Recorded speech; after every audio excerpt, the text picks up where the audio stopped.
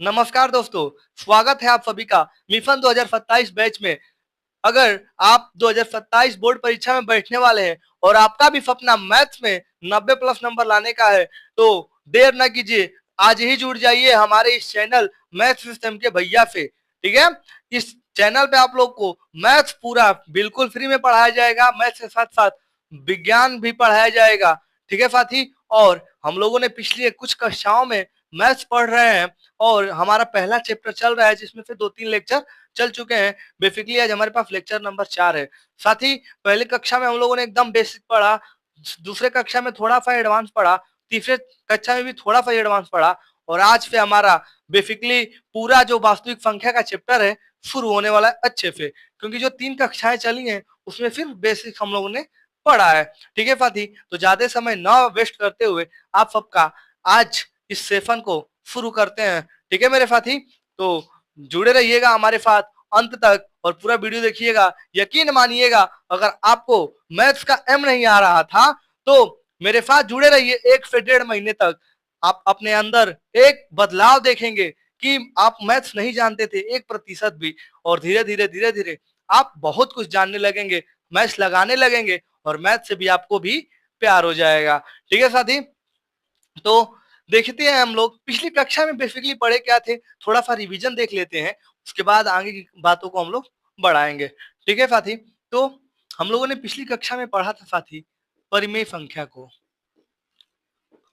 परिमेय संख्या को और अपरिमेय संख्या को।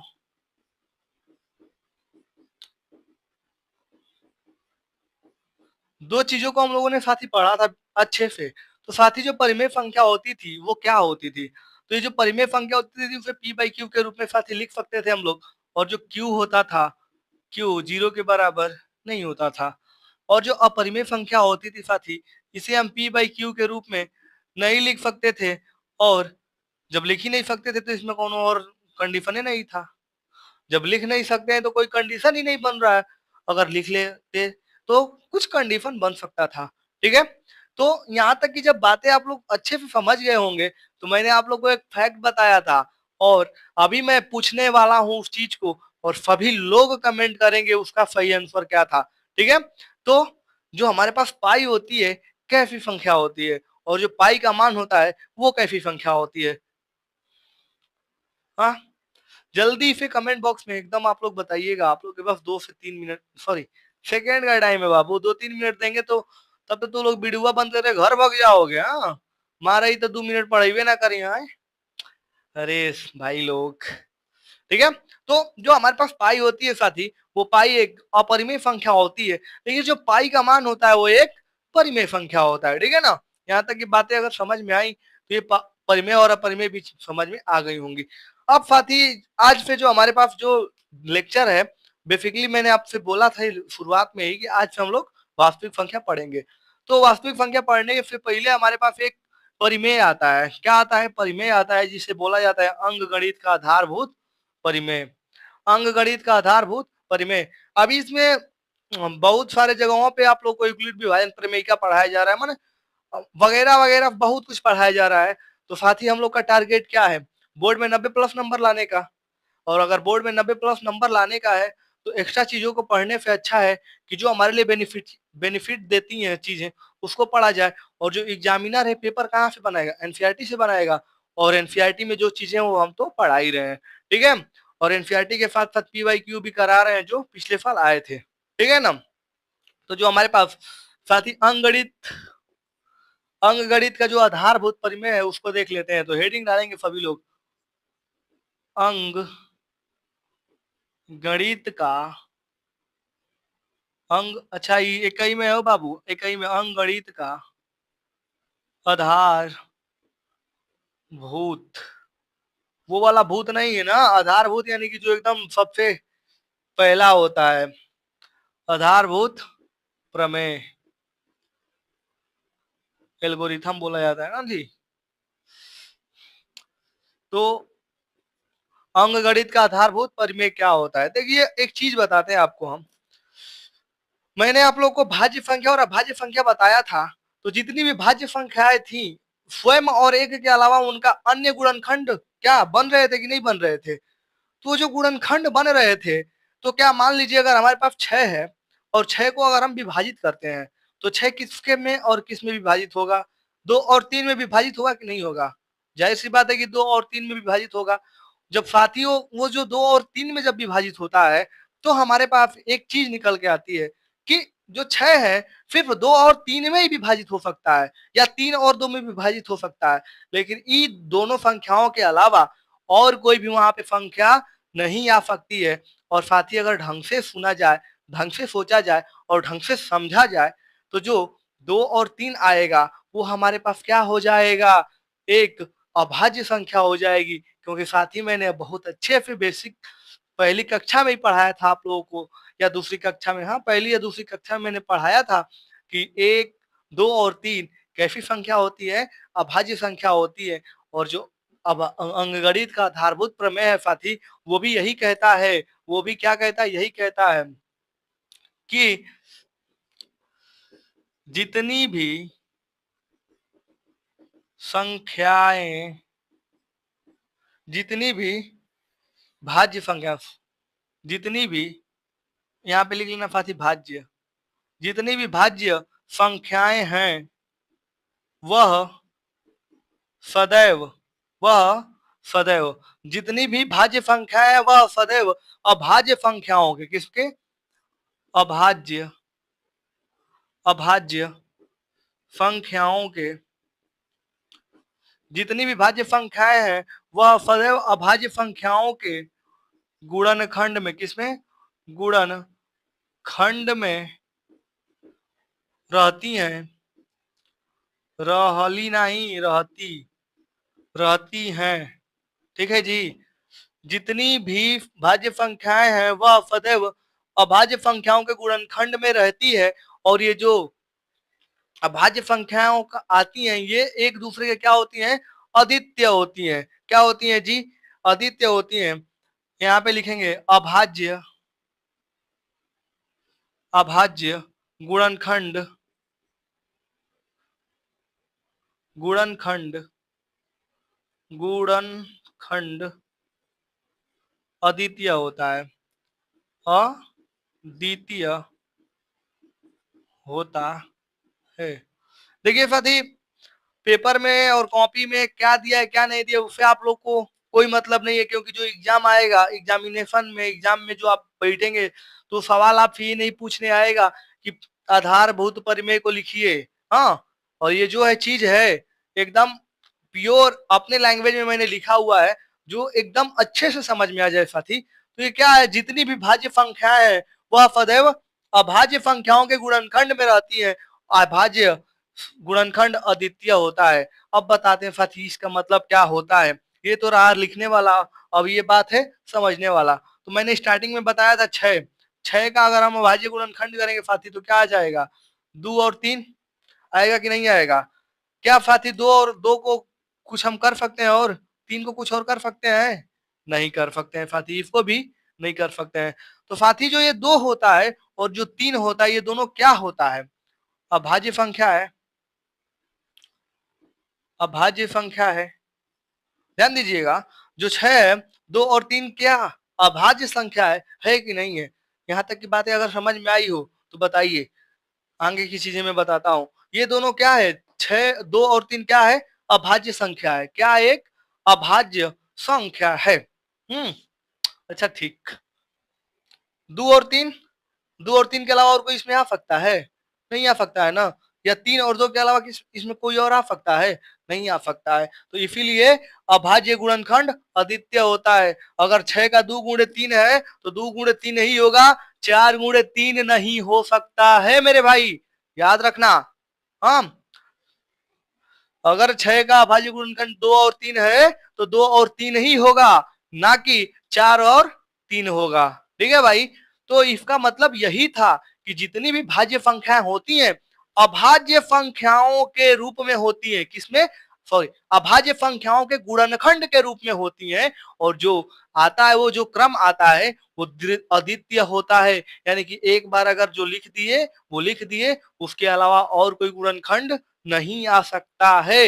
अगर अंतिम अभाज्य संख्या तक लेकर चले गए हो तब, नहीं तो बीच में एक ठो 12 हो जाए, क्या आ जाए, एक ठो 12 आ जाए।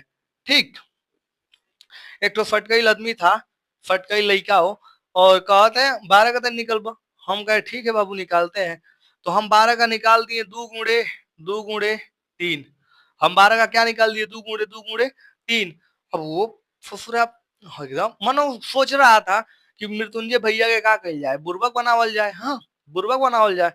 वो 2 गुणे 3 लिखा। हम कहे, हम सॉरी हमने लिखा 2 गुणे 3। अब वो क्या किया, वो आता है और लिखता है क्या, 4 गुणे 3, 4 गुणे 3। और हमको कहता है देखिएगा, आप तो कह रहे थे ना, मनो तू कहत रहा ना कि अभाज्य संख्या अद्वितीय ना आई, जो गुणनखंड बा अद्वितीय ना आई, लेकिन देखो हम दूसर लिया देनी, तोहरे पे दूसर लिया देनी। तो हम कहनी, हम उससे बोले, हम लड़के से बोले, ये देख रहे हो ना डंडवा बाबू, ही डंडवा देखत बाड़ा ना, मारा भी डंडवा पे खींच के 2 डंडा, हाँ मारा भी डंडवा पे खींच के 2 डंडा। हमके चूतिया समझ ले बाड़ा, नहीं हमको चूतिया समझा था वो ससुरा। देखो क्या करते हैं, देखो ये बाबू ये 4 है ना, तो 4 एक कैसी संख्या है, 4 एक ऐसी संख्या है मेरे साथी, 4 भाज्य संख्या है। और मैंने क्या बोला था, अभाज्य संख्याओं का गुणनखंड अद्वितीय नहीं होता है, अभाज्य संख्याओं का गुणनखंड अद्वितीय नहीं होता है। जो मैंने ये लिखा है ये किसका है, अभाज्य संख्या, सारी अभाज्य संख्या है, लेकिन इसमें एक भाज्य संख्या भी है साथी, भाज्य संख्या भी है। तो 4 को साथी अगर हम खंडित करेंगे, तो 2 गुणे 3 साथी यही आएगा, क्या आएगा साथी, यही आएगा। तो मोरल ऑफ द स्टोरी यही था साथी, मैं आप लोग को यही समझाना चाहता था। और ये यकीन मानिए 90% बच्चों को, जितने भी इधर उधर से पढ़ रहे हैं लोग, 90% लोगों को ये चीज जो है ना समझ नहीं आती है, पल्ले नहीं पड़ता है। मैं ऑब्जर्व किया हूं, क्योंकि मैं जब आया था, जब पढ़ाने वाले में शुरुआत, एक तो मिर्जापुर आप लोग देखे होंगे, तो मिर्जापुर में एक जो मुन्ना भैया होता है, वो बोलता है, क्या बोलता है, शुरुआत तो मजबूरी में किए थे, लेकिन अब मजा आ रहा है। तो वही मेरे साथ भी हुआ था, जब हम आए थे पढ़ाने के लिए, जब ना पहली बार ऑफलाइन में, तो मुझे थोड़ा अजीब लग रहा था, लेकिन जब मैंने पढ़ाना शुरू किया तो मुझे इतना अच्छा लगा कि मैं ऑनलाइन में भी आ गया। ठीक है साथी, तो उसी तरह जब आए थे, जब हम इसको पहली बार पढ़ा रहे थे, जब अरे नए नए रहे होंगे तो हम भी पढ़े होंगे, पढ़ाए होंगे। तो पहली बात तो ये है कि जब मैं पढ़ा था तभी मुझे समझ में नहीं आया था। जब मैं पढ़ाने गया था जब मैं पहली कक्षा में, मानो जब फर्स्ट क्लास में जब इसको पढ़ाने गया मैं, तो पहले घर पे आया, लेक्चर देखा, एक टीचर थे, जिन टीचर से मैं पढ़ा था, जिस टीचर से, उस टीचर का लेक्चर देखा। अब लेक्चर देखने के बाद उसको मैंने रफ किया, रफ करने के बाद उसको मैं रात भर रट्टा मारता रहा, मानो एकदम अच्छे से तैयारी करता रहा, ताकि जो कल हम बच्चों को पढ़ाऊंगा तो उनके सामने मेरा जो इम्प्रेशन है थोड़ा अच्छा बैठे। तो साथी मैं भी कहीं ना कहीं चीजों को ऑब्जर्व किया, जब मैं बच्चों को समझा रहा था तो उन लोग को एकदम में नहीं समझ में आ रहा था, तब मैंने ठेठ ठेठ भोजपुरी में बोला, नहीं समझ में आवत हो, कल समझाएंगे। और इसको आए घर पे, पढ़ने लगे, समझने लगे, और समझते समझते मैंने इस चीज को एक अच्छे तरीके से, एक नए तरीके से डिजाइन किया, जो आप लोग के सामने है। ठीक है साथी, तो मैं यही बताया था, जितनी भी भाज्य संख्या है वह सदैव अभाज्य संख्याओं के गुणनखंड में रहती है, अभाज्य गुणनखंड अद्वितीय होता है। इतनी सी चीजें थी। और जो किताब में दिया है वो क्या कह रहा है साथी, प्रत्येक भाज्य संख्याओं को भाज्य संख्याओं के गुणनखंड के रूप में व्यक्त किया जा सकता है। यह गुणनखंड अभाज्य गुणनखंडों के आने वाले क्रम के बिना अद्वितीय होते हैं। तो साथी वो भी सही, ये भी सही, हाँ ये भी सही, वो भी सही। तो इस तरह से ये चीज थी जो मैंने आप लोगों को समझाया। अब आप लोगों को मैं दिखाता हूँ कुछ चीजें, थोड़ा सा धैर्य बनाइए रखिएगा, ठीक है ना, थोड़ा सा धैर्य बनाइएगा। तो साथी जो हमारे पास एक तो निकालना, हमको अभाज्य गुणनखंड निकालना है 210 का, अभाज्य गुणनखंड निकालना है 210 का। एक निकालना है 143 का, 143 का, और साथी एक निकालना है 24 का। किसका साथी? 24 का। और एक निकालना है, कुछ दिया है कि नहीं साथी? अच्छा, नहीं कुछ नहीं दिया है। चलो एक मैं अपने अपने मर्जी पे दे देता हूँ, तो ये दे देता हूँ मैं 1024 का। ठीक है साथी? तो ये चारों का हमको क्या करना है? अभाज्य गुणनखंड निकालना है। तो साथी अभाज्य गुणनखंड निकालने का जो तरीका होता है, टेक्निक होता है, आप लोग बहुत अच्छे से जानते हैं। क्यों? क्योंकि आप लोगों ने एलसीएम और एचसीएफ निकाला हुआ है 6वीं 7वीं 8वीं और 9वीं तक। ठीक है, तो उसी का उपयोग करेंगे साथी। ये जो 210 है, 210 है, इसका पहले निकालने का प्रयत्न प्रयत्न किया जाए। तो जो 210 को हम यहाँ पे पकड़ते हैं, कहाँ पे? यहाँ पे पकड़ के लाते हैं। बाबू तू इधर आओ, तो इसको हम तोड़ना शुरू करते हैं। क्या करना शुरू करते हैं बाबू? तोड़ना शुरू करते हैं। तो देखो बाबू, जीरो आ गया। अगर अंतिम में जीरो आ गया और या सम संख्या आ गई तो कन्फर्म है 2 से कटेगा। तो इसको 2 से कटावेंगे हम लोग। तो 2 एकम 2, एक नहीं कटेगा तो जीरो बढ़ा गया, 2 पंजे 10। अब बाबू देखो 10 और 5, 105 आ गया मानो, 105 है। अब साथी देखो, अब देखना कंफर्म है कि 3 से कटाना है, तो कैसे क्या करना पड़ेगा? तो अगर सभी संख्याओं का योग 3 से कटता है, अभी अगर सभी संख्याओं का योग 3 से कटता है, तो वो जो संख्या है 3 से विभाजित होगी। तो 5 और 1 6, 6 क्या होगा? 3 दूनी के 6, 3 से कट जाएगा। तो साथ ही ये 3 से भाज्य है, तो 3 से कटाएंगे। तो तीतली के 9, यानी कि 3 तिड़ियम 9, और एक बचेगा तो 3 पंजे 15। अब तो साफ दिख रहा है साथी, अब तो साफ दिख रहा है कि ये 5 से कटेगा, 7 पचे 35 और 7 एकम 7। ठीक बा? ठीक बा हो? है? तो इसको हम क्या लिख सकते हैं? 210 को क्या लिख सकते हैं? 2 गुणे 3 गुणे 5 गुणे 7, और यही क्या हो जाएगा भाई? आंसर हो जाएगा। क्या हो जाएगा? आंसर।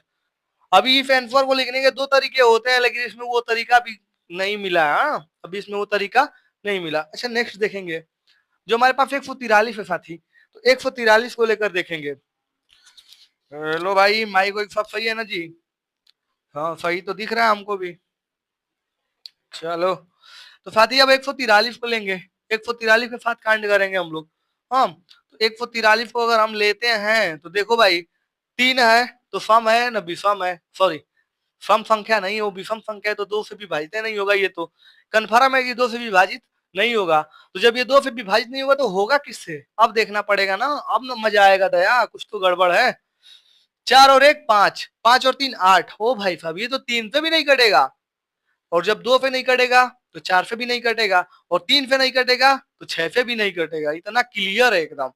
तब बीचों में 5 बचेगा, तो 5 से भी कटने के लिए तो अंतिम में 5 होना चाहिए, और नहीं तो शून्य होना चाहिए। दो ही चीज होगा, तो 5 पे कटेगा तो 5 भी नहीं है। तो अब किसका बारी? अब 7 का बारी। तो साथ ही 7 से देखेंगे अगर, तो 7 दूनी के 14। ए भाई, ये तो 7 से भी नहीं कट रहा है वो। हाँ, ये 7 से भी नहीं कट रहा है। तो जब 7 से नहीं कटेगा, तो जब 2 पे नहीं कटेगा तो 8 पे नहीं कटेगा, और जब 3 पे नहीं कटेगा तो 9 पे नहीं कटेगा, और जब 5 पे नहीं कटेगा तो वो 10 से भी नहीं कटेगा। आए, 10 से भी नहीं कटेगा। तो अब किसकी बारी? 11 की बारी। तो अब देखेंगे अगर हम, तो 11 एकम 11। ओके, ओके भाई, 11 एकम 11, और यहाँ पे 3 मिलेगा तो 11 तिहाई 33, और स्पष्ट दिख रहा है ये हो जाएगा 13। ओ सॉरी, 13, और ये हो जाएगा साथी 13 से फुर, क्या हो जाएगा? 13 से कट जाएगा। हाँ, तो ये क्या आ जाएगा? 11 गुणे 13।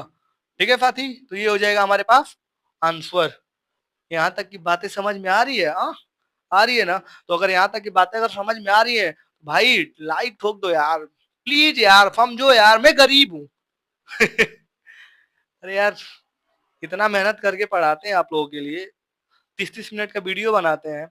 आप लोग भी थोड़ा समझा करिए हमारे बारे में भी, हम भी किस लिए पढ़ाते हैं। तो थोड़ा सा सपोर्ट दिखाइए आप लोग को। वादा करते हैं यार, जीवन भर फ्री पढ़ाएंगे, यूट्यूब पे ही पढ़ाएंगे। तो ये जो 24 है, ये क्या हो जाएगा? 24 का। तो अब 24 भाई, 24 वाले भाई साहब को लिया जाएगा। तो अब इतना छोटा छोटा है कि आप लोग भी कर सकते हैं। वीडियो रोकिए और करिए, उसके बाद नहीं आएगा तो देखिएगा। 2 से घटाएंगे तो 2 एक कम 2, और 2 दूनी के 4, फिर 2 से 2 एक कम 2, नहीं जीरो, जट में नहीं गिरेगा, 2 छक्के 12, 2 से फिर 3, 3 पे काट देंगे तो एक बार में। तो साथी देखो इसका क्या आया, 3 बार 2 आया और एक बार 3 आया। तो इसको भी हम लोग क्या कर लेंगे साथी, लिख लेंगे। इसको भी लिखते हैं तो क्या आ जाएगा, 2 गुणे 2 गुणे 2 गुणे 3 आंसर। ठीक है, आंसर। ये साथी देखो, ये तो आंसर एक एवरेज है, यानी जो नॉर्मली इस तरह से दिया जाता है, लेकिन ओरिजिनल में कैसे दिया जाता है साथी, जो भी चीजें रहती है उसको हम लोग पावर में घुसेड़ देते हैं, यानी कि दू को कई को है, 1 2 3। तो जब 3 रहेगा तो कितने बार लिख सकते हैं हम, क्यूब लिखेंगे। तो इसको कैसे लिखेंगे, 2 का पावर 3 और 3 कितने बार 1, तो 3 का पावर 1। अब ये हो जाएगा हमारे पास आंसर। 31 नहीं समझना रे गधा, 1 है, पावर है। ठीक है, तो ये हो जाएगा हमारे पास आंसर साथी। ठीक है, अब ये जो 1024 वाला है, 1024 वाला है, उसको क्या करना है आप लोगों को, 1024 वाले को होमवर्क है आपके लिए, क्या है बाबू, HW है, इसको आप लोग को खुद करना है। ठीक है, खुद करना है। अब इसके बाद एक और मजेदार सवाल लेकर आता हूं मैं आप लोग के लिए। तो जो सवाल है रिवील कर दूं क्या, बता दूं क्या, समझा दूं क्या, हाँ वो सवाल मैं समझा दूं क्या। वो सवाल है बाबू, संख्या 4 n शून्य पे समाप्त होगी क्या। अच्छा भाई, देख लेते हैं। जो क्वेश्चन कह रहा है सिद्ध कीजिएगा, सिद्ध, ओ भाई सिद्ध कैसे लिखा जाएगा जी, सिद्ध, सिद्ध कीजिए संख्या 4 का पावर n शून्य पर समाप्त होगी क्या, नहीं होगी, सिद्ध करना है। सिद्ध कीजिए कि संख्या इतने शून्य पे समाप्त होगी या नहीं, अच्छा होगी या नहीं, मतलब बताना है कि जो ये संख्या है 4 का पावर n शून्य पे समाप्त होगी कि नहीं। और भाई यकीन मानो यार, ये एक इंपॉर्टेंट सवाल है। ये क्या, एक इंपॉर्टेंट सवाल है, बहुत इंपॉर्टेंट सवाल है। क्या, ये बहुत इंपॉर्टेंट सवाल है। तो मेरे साथी ध्यान दीजिएगा इस चीज को कि एक सवाल आते हैं, कभी कभी 6 का पावर n दे देगा, कभी कभी 7 का पावर n दे देगा, मैंने कुछ दे देगा। आप लोग को कुछ नहीं करना है यार, करके आ जाना है, मैं बताता हूँ कैसे होगा। अब देखिए, शून्य पे समाप्त करने के लिए उसमें शून्य आएगा, तो शून्य लाने के लिए मिनिमम किसकी आवश्यकता होगी, हमको 10 की आवश्यकता होगी। क्यों, क्योंकि अगर 1 गुणे 10 करेंगे तो क्या मिलेगा हमको, 10। अगर 2 गुणे 10 करेंगे तो क्या मिलेगा हमें, 20। 3 गुणे 10 करेंगे तो क्या मिलेगा हमें, 30। 4 गुणे 10 करेंगे तो इसी प्रकार हमें क्या मिल जाएगा, 40। यानी कि एक चीज तो समझ में आ रहा है कि शून्य पे समाप्त करने के लिए, किसपे, शून्य पे समाप्त करने के लिए हमें 10 का गुणा करवाना पड़ेगा, 10 का हमें गुणा करवाना पड़ेगा। या जो 10 के गुणांक रहेगा, 10 जो जिसमें भी गुणांक रहेगा 10, वो क्या हो जाएगा, शून्य पे समाप्त हो जाएगा। अब हमारे पास जो सवाल दिया उस पे देखते हैं। अच्छा एक और चीज, अब ये 10 को हम बना कैसे सकते हैं, तो 10 को कैसे बना सकते हैं, या तो उनमें 2 और 5 रहेगा तब ये 10 बनेगा, यानी कि 2 और 5 की उपस्थिति अनिवार्य है। 2 और 5 की अनुपस्थिति नहीं मेरे लाल, उपस्थिति। ठीक है साथी, तो 2 और 5 की उपस्थिति उसमें क्या है, अनिवार्य है। तो अब देखिएगा, इस चीज को थोड़ा समझिएगा, डिटेल में थोड़ा बता रहा हूं मैं, और आप लोग को भी डिटेल में समझना है। तो साथी ध्यान दीजिएगा, सिद्ध कीजिए संख्या 4n शून्य पे समाप्त होगी या नहीं। अब हम बताते हैं क्या करेंगे, लिखेंगे दी गई संख्या, सर्वप्रथम दी गई संख्या क्या दी है, 4 के पावर n। तो यहाँ पे n इससे कोई मतलब नहीं निकलेगा, तो 4 को क्या करेंगे हम लोग, बाहर निकाल लेंगे। अब यहाँ लिखेंगे दी गई संख्या का, दी गई संख्या का अभाज्य गुणनखंड, अभाज्य गुणनखंड। अब ये 4 है ना साथी, 4, तो 4 का अभाज्य गुणनखंड क्या हो जाएगा, 2 गुणे 4 का पावर 4 बराबर 2 गुणे 2, 4 बराबर 2 गुणे 2। अब एक चीज लिखेंगे हम, चूंकि, यानी कि अभी मैंने आप लोग को बताया, चूंकि संख्या को शून्य पर, कहा जी, शून्य पर समाप्त होने के लिए, समाप्त होने के लिए 10 का गुणांक होना आवश्यक है, होना आवश्यक है, या संख्या के गुणनखंड में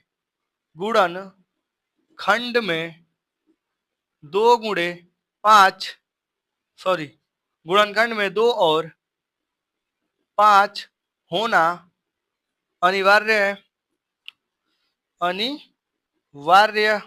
अनिवार्य है, तभी संख्या शून्य पर, कहा जी, शून्य पर समाप्त होगी। ठीक बा। संख्या को शून्य पे समाप्त होने के लिए 10 का गुणांक होना आवश्यक है, आवश्यक या संख्या के गुणनखंड में 2 और 5 होना अनिवार्य है, तभी संख्या शून्य पे समाप्त होगी। यानी कि अगर संख्या में 10 का गुणांक है तब तो मजे ही मजे है भाई, अगर नहीं है गुणांक तो उसमें 2 और 5 होना आवश्यक है। तो अब हम संख्या में देखेंगे, इसलिए लेकिन यहां पे लिखेंगे लेकिन दी गई संख्या में 2 है, लेकिन 2 है परंतु 5 नहीं है, अतः संख्या शून्य पर समाप्त नहीं हो सकती है। ठीक है साथी, अतः शून्य पे संख्या समाप्त नहीं हो सकती है। ठीक, ये चीज आप लोग को समझ में आई कि नहीं आई? ये जो एक मोस्ट इंपोर्टेंट सवाल था और ये हर साल पूछा जाता है, हर बार आता है। इस बार पता नहीं किसी सेट में शायद नहीं आया था, इस बार ये किसी सेट में नहीं आया था, लेकिन ऐसा नहीं है कि नहीं आएगा, जरूर आएगा। समझे साथी? तो आज के लिए बस इतना ही रखते हैं, और इस कल का जो क्लास का शुरुआत करेंगे इसी सवाल से शुरू करेंगे। ठीक है, तो मिलते हैं नेक्स्ट क्लास में, तब तक के लिए बाय बाय। और हाँ, कमेंट बॉक्स में जरूर लिख के जाइएगा आप लोग, अब की बार 500 पार, अब की बार 500 पार।